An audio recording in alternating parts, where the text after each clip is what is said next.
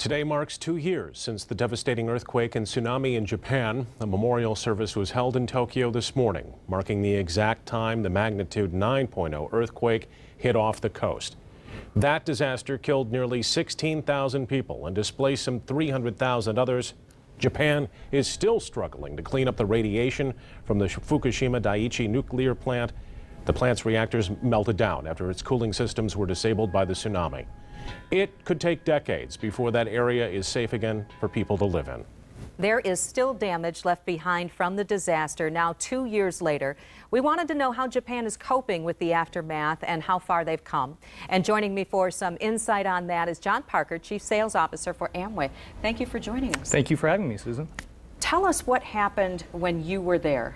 You went through the tsunami and the aftershocks. Tell us what happened. Well, it was really an unbelievable time. There were 3 disasters really that took place. The earthquake, 9.0 earthquake that was the 5th largest in recorded history, biggest certainly in Japan's history, followed by the tsunami, which really was responsible for the loss of life, followed by the meltdown of the reactors at Fukushima. So it was all 3 of those that hit almost simultaneously. And your whole family was over there. We were there, yep. We were there as a family, and my children were at school. It was 2:46 on a Friday afternoon. And you kind of go into protective parent mode as well as survival mode. I can't imagine. So what happened at that point? How were you able to get a hold of each other, find each other, and all that? Well, everything went down. Cell phones didn't work, landlines didn't work. Interestingly, it was social media that people had access to over Wi-Fi that was the initial communication point. So my wife took care of our children and got in touch with them, and I kind of focused on our employees at AMWAY Japan and our distributors as well. Okay, so that must have been just terrifying, not being able to initially be able to contact everyone.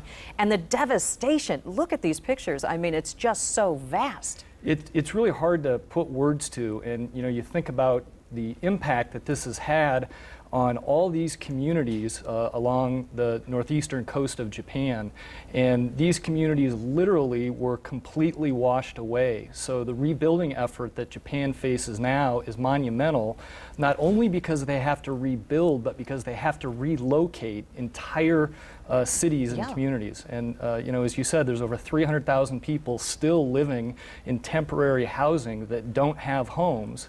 Originally, the government said that they would get them into permanent homes within about 2 years. That's since been changed to 6 to 10 years because the government's having trouble acquiring enough land and finding the locations to actually, you know, relocate these towns to. You've been back. Yeah, I've been back, and we have you know, a lot of employees in Japan and lots of distributors who have been really very focused on trying to help where we can. And you know, there's great organizations like the Red Cross, and the government's doing what it can, although very slowly. And what we're trying to do as a company is get into those communities and help people at a community level. So one of the things AMWAY is doing is building what we call community houses, literally where people can come together, because there are no more restaurants or gymnasiums or, you know, civic centers. It's a missing piece. So, you know, we talk about social networking. This is literally having a social community where people can come together and help each other out. Completely starting over. It is absolutely starting literally from the ground up. And the challenge now is all these people that not only have lost their homes and loved ones, but they've lost their livelihood as well.